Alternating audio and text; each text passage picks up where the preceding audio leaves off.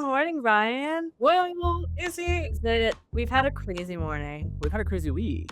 So much has happened since we recorded last time. Really? At least I get to be here with you in person. It's true. You know, community is important. These times. I will say my commute this morning was shockingly easy. It never really happens where you show up right on time when the bus arrives and there's a cool breeze and there was no line for the coffee. And I was like, today's going to be a great day. It's all about mindset. Absolutely. I'm going to channel a little bit of your mindset this morning. Yeah, namaste. We were talking about Hantavirus.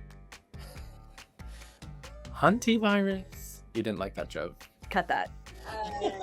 Well, first thing before we dive into the news of the week, I don't know if it's all over your For You page, but the United States kind of had a freak out about the Hantavirus. Did we? You know what happened? Tell me.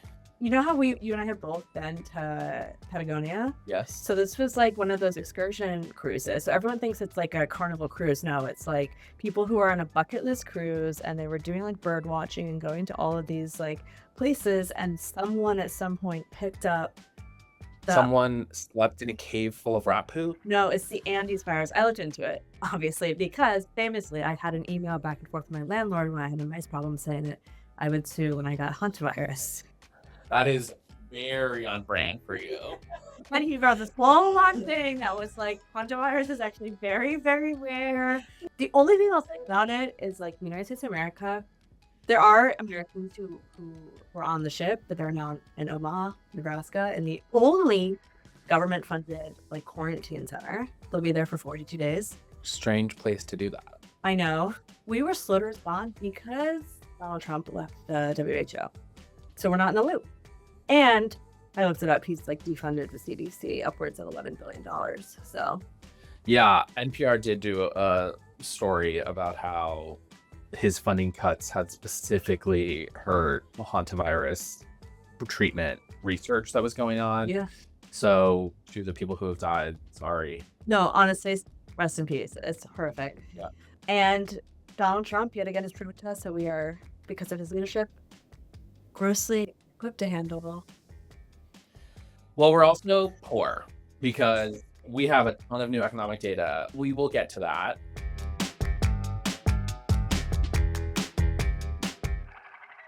Let's start with redistricting because it has for sure been the story of the week. We got some crazy updates on that front. It feels like it's been going on for over a year and we get like one big thing a month, and then we got 5 in a week. To quickly recap for people, first we got the Supreme Court decision saying it's fine to racially gerrymander as long as you say that it's for partisan gain. And then we got brutal news from the Virginia Supreme Court, who overturned the will of the people to redistrict mid-decade.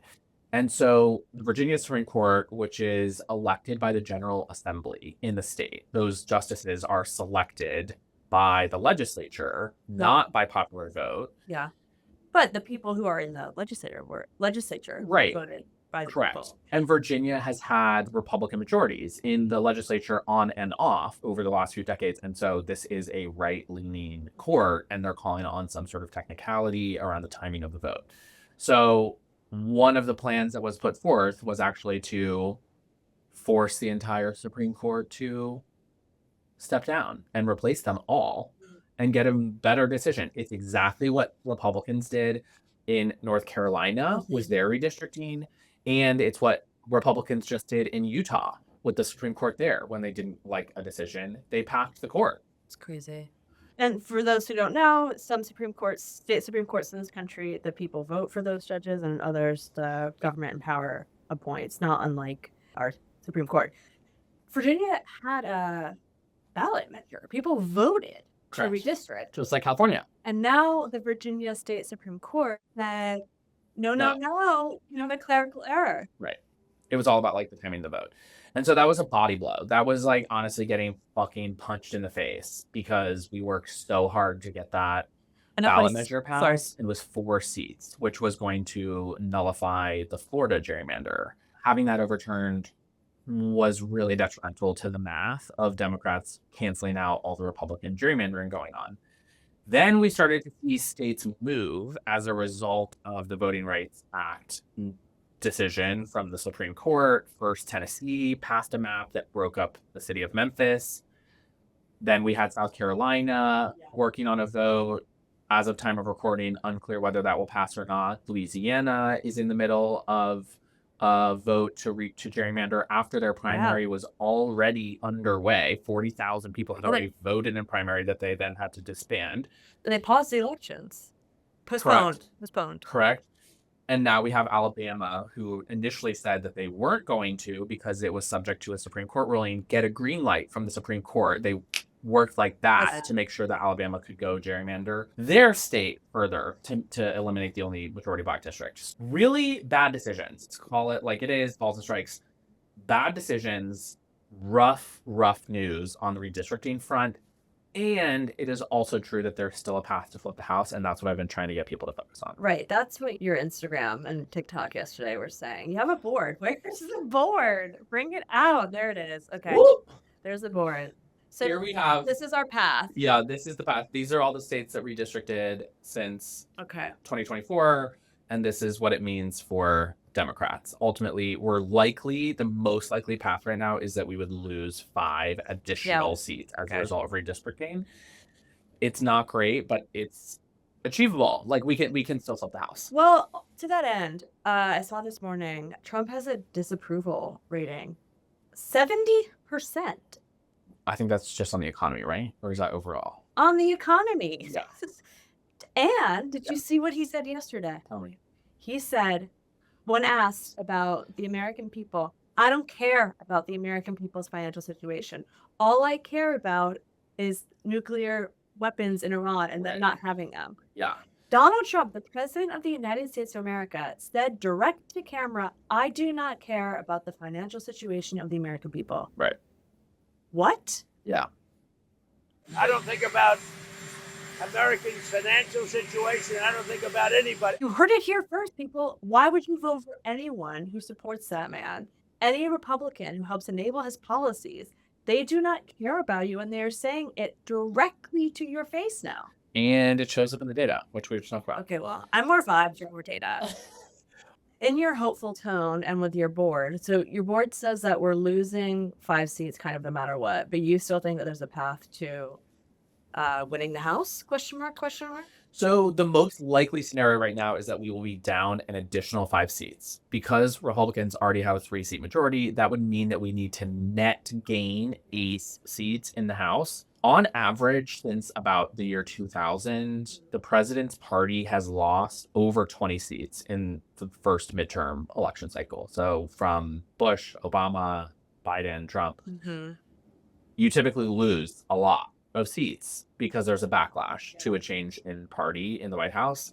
That puts us in a better position, especially considering the economic conditions right now that people are really upset about and are planning to vote on around gas prices and the price of everything, their wages going down, things like that. And Trump saying direct to camera, I don't give a shit about you. Yes. While his net worth more than doubles. Skyrockets. Yeah. There is still a path. That being said, it's not a lock, and we still have a ton of work to do. We still need to support candidates so that they're able to get their message out against really, really well-funded Republicans. There's an unprecedented amount of money in the Republican Party right now as people try and buy favors and influence in the Trump administration and with Republicans in Congress. There's still a ton of work to do, but it is achievable that we can still flip the House, and with a healthy majority too. For sure. I mean, Republicans are selling out the American people every single day. Every day. Yeah. Let's talk about the price of that. Oh. So hey, pull out the receipts. Some new data came out this week. I just want to give you a couple of stats on inflation, on everything. Okay. You already commented that 70% of Americans disapprove of Trump's handling of the economy. That, just for reference, that benchmark never was more than 50% with his whole first term. So we're talking about 20 points up. How in embarrassing disapproval for Trump, the man who's the art of the deal, who thinks that he's this great businessman. Well, we always know that he's been bankrupt like X amount of times and doesn't pay his contractors. It's almost 80% of Americans that say that Trump policies have driven up the cost of living in their community. That's crazy. Vote out the Republicans who support him. So here's a few numbers that we can put on how fucked up Trump's economy really is. Inflation numbers came out this week. Up absolutely savage. 3.8% in April.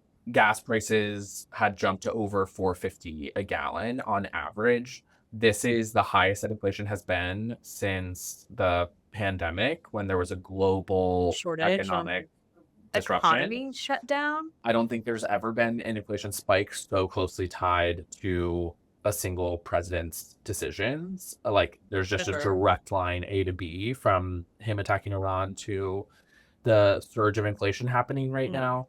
At the same time, paychecks are shrinking. So in economic report, it shows that prices are outpacing wages for the first time in 3 years. So even in the Biden years, even in the second half of his term, when inflation was still coming down, brought it down from like 7% to almost the target percentage of 2%, wages were still outpacing inflation. And so people were still overall like doing better, even though people were mostly reacting to the prices that were higher, which is a fact. We saw a new report on debt. Americans are leaning more on credit cards and loans to pay for their everyday expenses because they can't afford anything. They can't afford food. So we've had the biggest monthly jump in borrowing since 2022. Again, global pandemic, economic stoppage worldwide. The amount that people are saving on a monthly basis dropped to just 3.6% in March. Lowest level since 2022. Food is costing more, for gas is costing more. If it costs you $100 to fill your tank, you can't save anything. That's right. Consumer sentiment cratered to a record low. Americans are so pessimistic about their economic and financial future. Over 60% say the economy is getting worse. Only 15% say that it's improving. 2/3 of Americans say the country feels out of control. Like, these are absolutely huge numbers. Horrible numbers for Donald Trump, because everyone knows and sees that he's responsible. So regardless of what numbers you want to look at, it's really bad. No, it's really bad. It's also, I was just looking as you were talking, do you see the headline that like Deloitte and some other big firms are cutting paid family leave? No. Yeah, so Deloitte is cutting paid family leave, and there was another big firm, and I don't recall. So not only is everything becoming more expensive, huge corporations are cutting like your basic employee benefits, right? And the most fucked up part about who Deloitte is cutting that leave for is mostly for support staff. Whoa. So like IT team, the admin staff, they're saying, you know what, we're cutting all this in half for you. Deloitte is a big four. Anyone who's ever worked in Big Four, you know, they're charging you $500,000 a month to create a graph chart. I think that it's also interesting. Did you see that commencement speaker that got booed on AI? This is all connected, right? That you have recent grads in particular, or upcoming grads that are getting completely blocked out of the job market because entry-level jobs are being eliminated and transitioned over to AI, and leaders of companies of different sizes are downsizing their hiring plans. Of the jobs that have been created during the Trump administration, vast majority have been from small businesses, because a lot of people are like trying to start their own businesses because they're sick of being mistreated in corporate America, and so they want more control over rates. I think that that's kind of the future, and I do think there's an opportunity there for Democrats to be the party of small business, independent, freelancers, like all, totally right, all kinds of employees and workers that are left out of the equation generally, because corporate America is showing that they're not here to show up for us. They're here to pay off Donald Trump and make bank. Because they're posting quarter after quarter of record profits as they crank up prices on all of us at the same time. And slash their employees. And it's worth mentioning again that Donald Trump's, the reason why his net worth has more than doubled in the second term is because of crypto. It's because of AI, mainly crypto, but the crypto AI world is all kind of interconnected in a gross way. And again, what did he say? He doesn't give a shit about you. This is so mind-blowing to me. How can the president of the United States of America look into a camera as he's about to board Marine One, paid for by the U.S. taxpayer, for, to go to China to help fix this tariff situation and the trade and like whatever the hell he's doing in China, and he looks at the camera and says, "I don't give a shit about you." Well, it comes back to the ballroom for me as well. That it's the ultimate optical fail that he's putting $1 billion into what we know is going to be like a golden, gaudy ballroom, Disgusting. while 80% of Americans are saying Trump is directly increasing prices for me, Yeah. while he's spending $1 billion on a ballroom, while he's painting the reflecting pool so that it looks like your neighbor's backyard. And he's not doing the correct government contracting system. He gave it to his buddy. You're supposed to get free bids on any government contract, and you go with the cheapest. I know this. I used to do advanced work, and you'd have to go out and go to the community and get 3 bids from people for certain things and be like, okay, this is the best value for the American taxpayer. Trump gave the deal to his buddy, way above market of what it would cost. Of course. And it's the same thing they did for all the ICE contracts, right? Like Kristi Noem was in hot water because she had given this $120 million contract to a company that it was Started the day before. starting the day before by people that they were friends with. Like it's the most corrupt administration in history by miles and miles and miles. They're not even playing the same sport. But $1 billion is kind of like chump change when you're talking about the military budget. Did you see, sorry to pivot here, but did you see any of the Hegseth, Patel, Capitol Hill? I saw snapshots. What have you seen? Well, not much, because I try to avoid both of them at all costs. There's one thing I want to highlight before we get into it. I don't know if you saw the Mitch McConnell. Yeah. I'm an empath. I don't like that man, right? I'm an empath. That is elder abuse. Right. That man is not on planet Earth. He is halfway up to wherever he's going or down. Like, did you see that clip? Yes. Mitch McConnell was chairing a hearing and was attempting to lead this. Right. Like this hearing, He's a and chairman. it requires quite a bit of involvement to move the agenda It along. requires And consciousness. there's official like orders of business and whatever, and he had no idea what was going on. He was trying to shut down the hearing and be like, okay, we're done, I'm gonna pass it off all. And there were four more senators who still needed to speak, so one of his aides has to get up and come and whisper in his ear and tell him exactly what to say. Thank you all for being here. Baldwin, Shaheen, and Kennedy. Baldwin, Shaheen, and Kennedy still have questions. Wrap up after. Old here.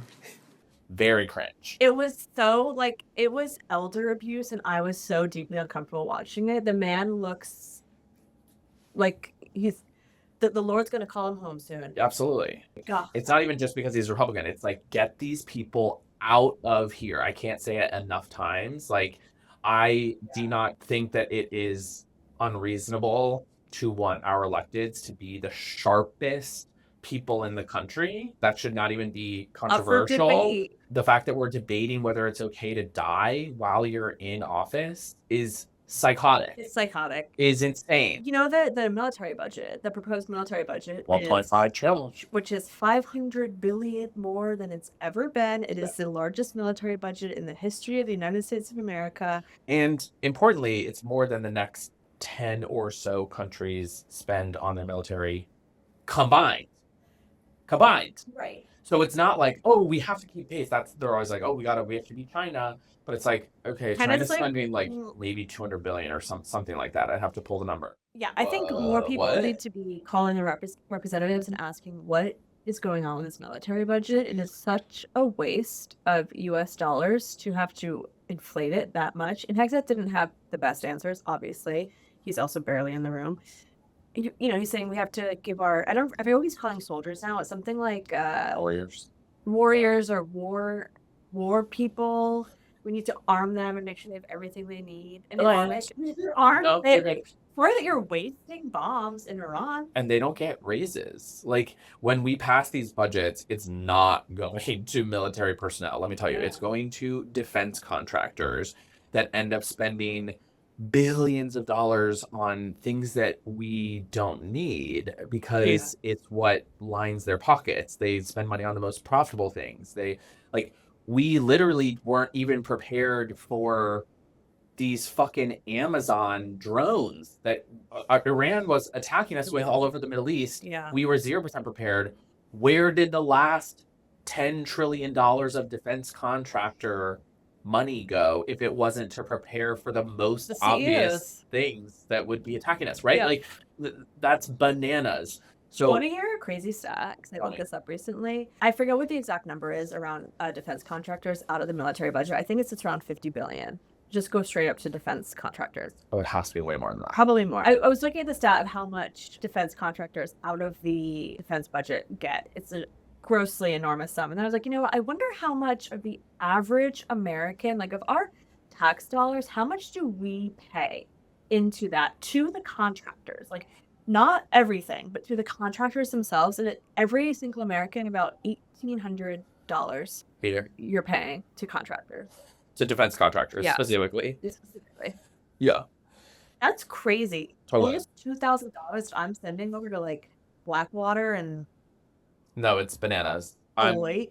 I'm all for research and I'm all for America having the strongest military in the world. And I think that we can achieve that for a fraction of the cost of what's going on right now.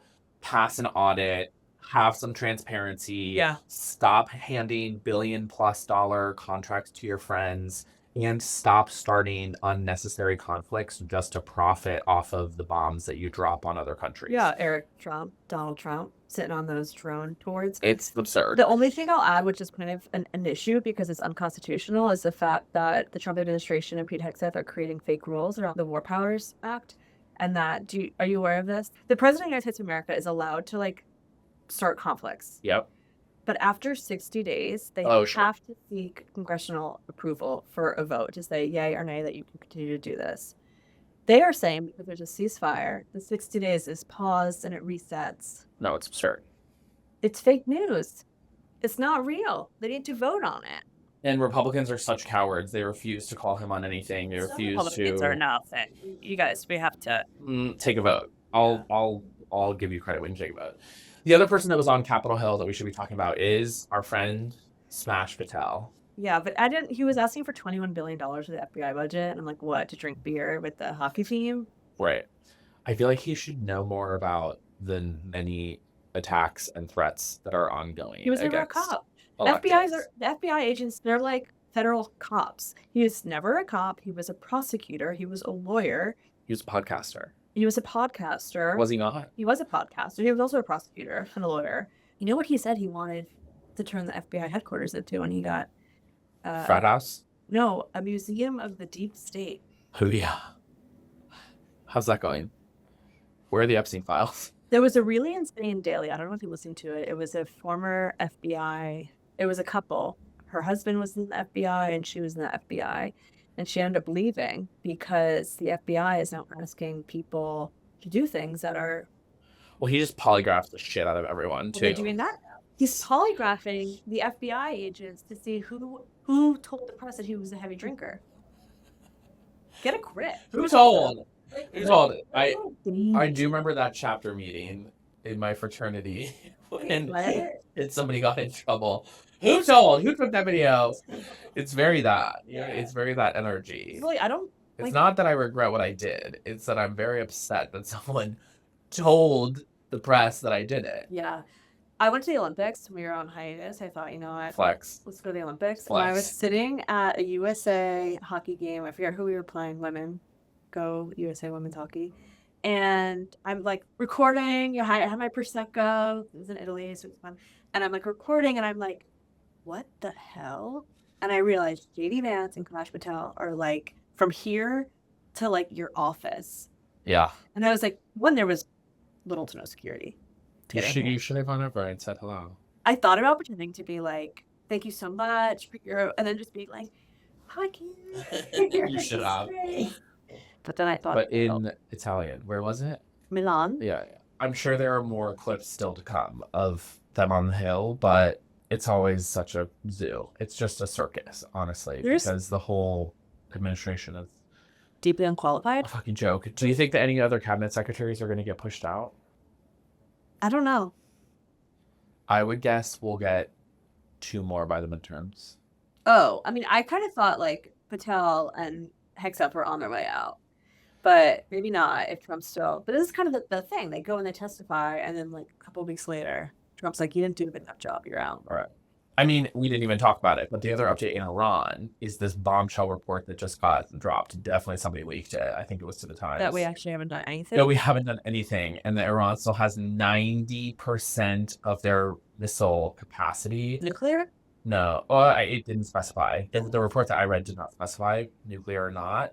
So all the bombing, the $70 billion that we've burned dropping bombs on Iran, accomplished next to nothing other than doubling the cost of your gas.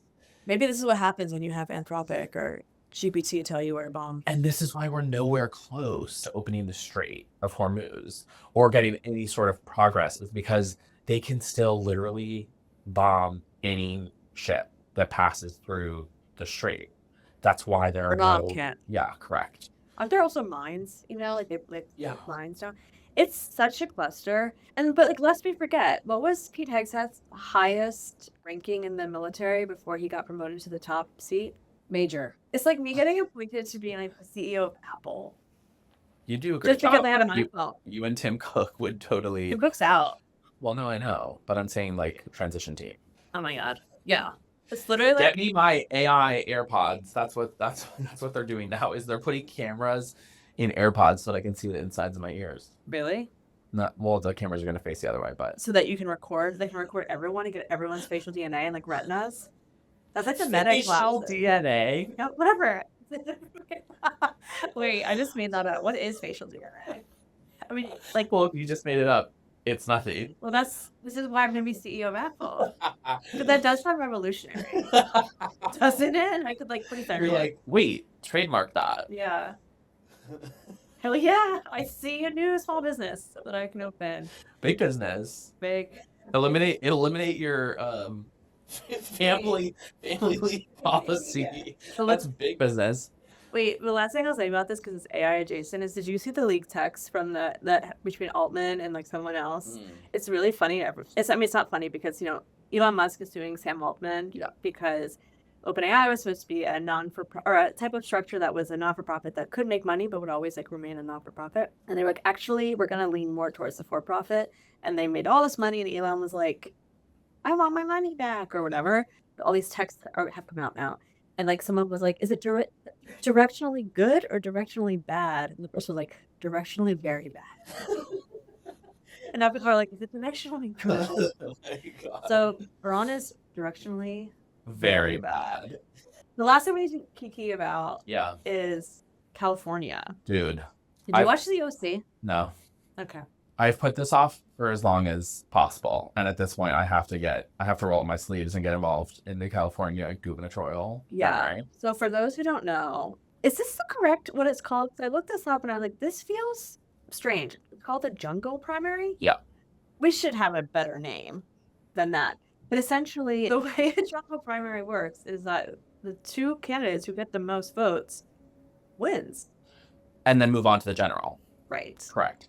There's been all this drama over trying to prevent 2 Republicans from moving on. Because if you have 20 Democrats run and only 2 Republicans, all the Republicans vote for the same 2 people, essentially, and then all the Democrats split their votes and the 2 Republicans move on. It's an overblown concern, in my opinion, because there was always going to be consolidation. People have been freaking out since like February, saying drop out, which is just sort of a necessary part of the process. But now we've had a more consolidated field. The Republicans are no longer polling in first and second place anymore. A handful of Democrats that are still in it, including Tom Steyer, billionaire, philanthropist, progressive. Javier Becerra, former California Attorney General, former Biden HHS secretary, relatively moderate. Mahan, the mayor of San Jose, young up-and-comer, strong communication style, Pete Buttigieg vibes-ish to me, to like kind of moderate but slightly more populist, kind of abundance agenda oriented. Okay. Katie Porter, progressive, Famously berated staff. yeah, former member of Congress, famously yelled at her staff on Zoom, but like honestly not that big of a deal in my eyes. No, Like it's everyone not. needs to chill the fuck out. I have heard worse personally from members of Congress. Same, but it wasn't. The thing is, most people don't know that. Right. So it's just like, it's an own goal. I would say that Tom Steyer's kind of the front runner at this Correct. point. But there's an interesting dialogue happening on the left, which is the not all billionaires question. You know, there's a huge movement that's about, you know, billionaires shouldn't exist. I don't believe in the fact that billionaires shouldn't exist. I think that billionaires should be taxed fairly. There should be a tax structure by which becoming a billionaire is exceedingly hard, and it should be a bug, not a feature of our economy. Tom Steyer is a famous billionaire, and the question now is, are you a class traitor, Tom Steyer? It's this new... Right. I've seen that online.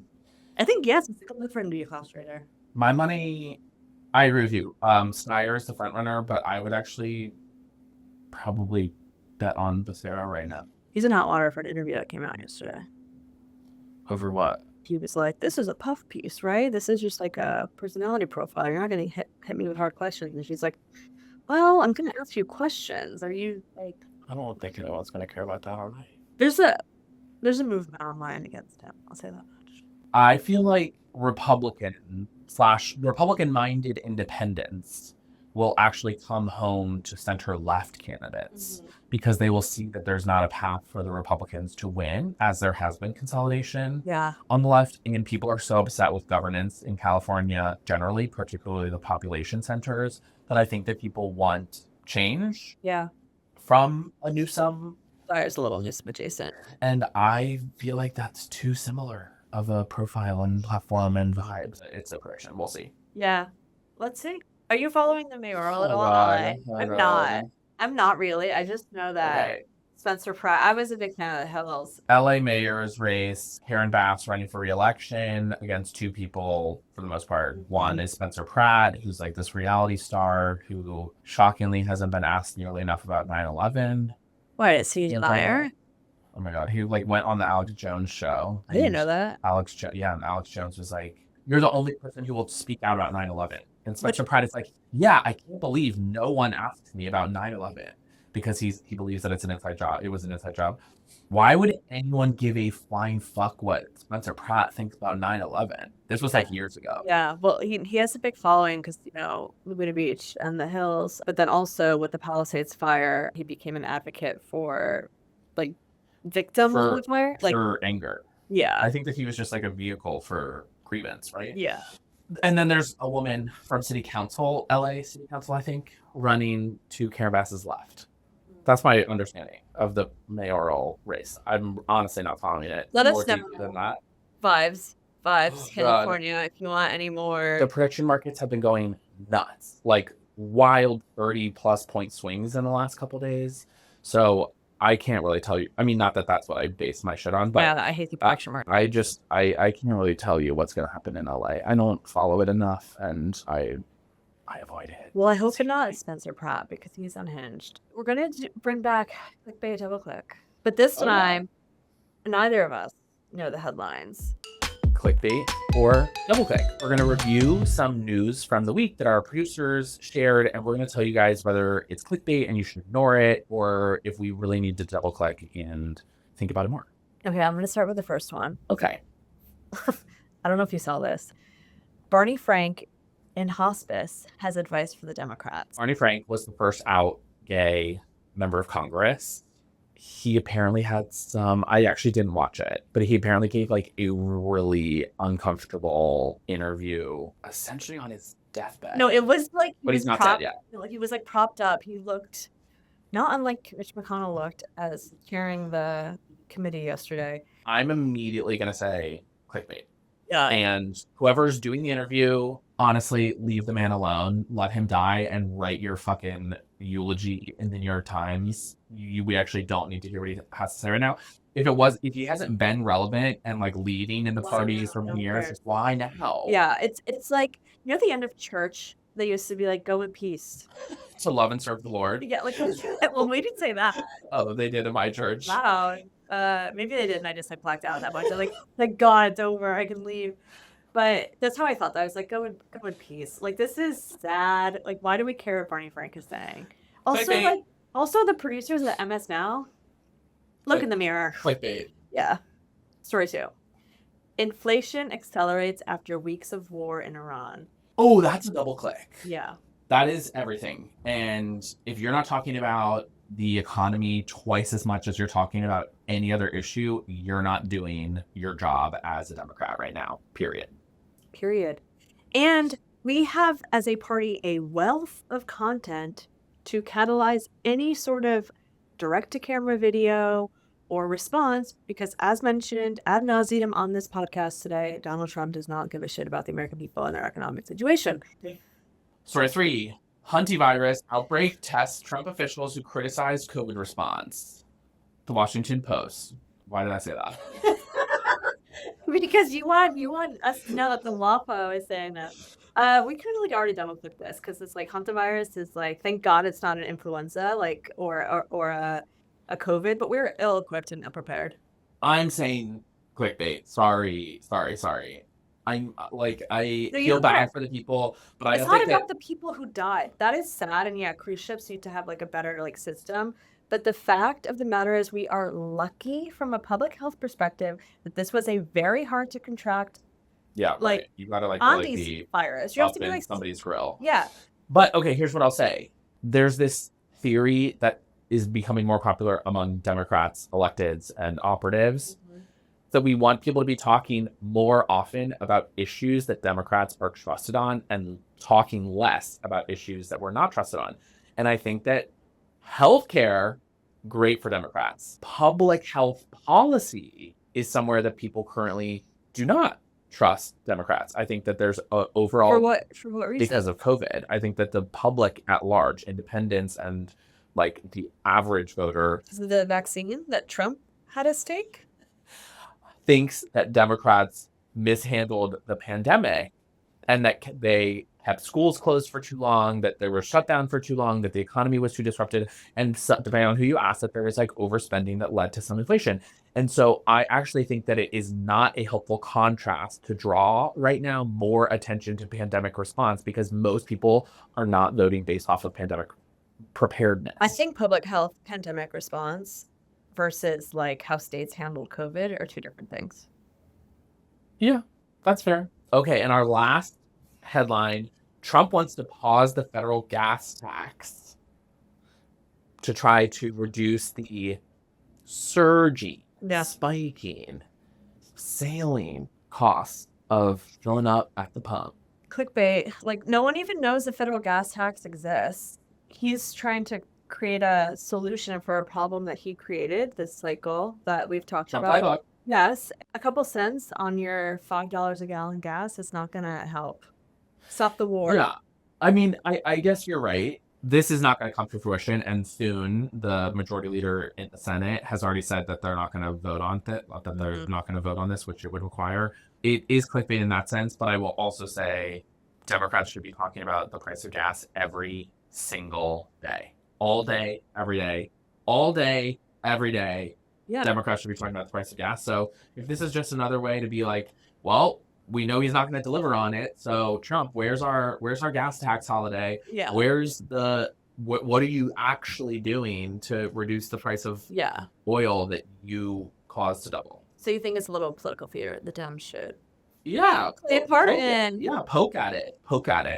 We should send him off with a good vibe.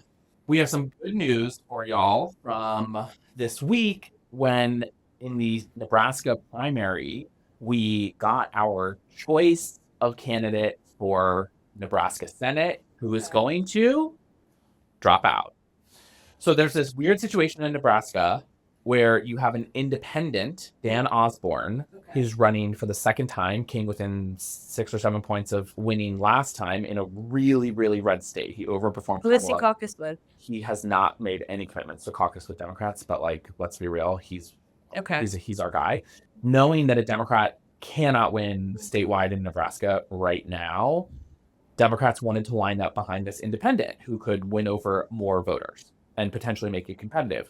But sensing that, seeing that, feeling threatened by that, Republicans, specifically the candidate Pete Ricketts, who is the senator. Ricketts, a disease that public health would help with if you got it. Billionaire family. Oh, really? Mm-hmm. He's self-funded. He bought the seat. He recruited somebody, a MAGA candidate who had voted for Donald Trump 3 times, to run as a Democrat in the seat to try to pull votes away from the independent, so that if even 5% or 10% of Democrats voted for the Democrat in the race because they didn't know who anybody was, then it would totally kill Okay. Osborne's chances of winning.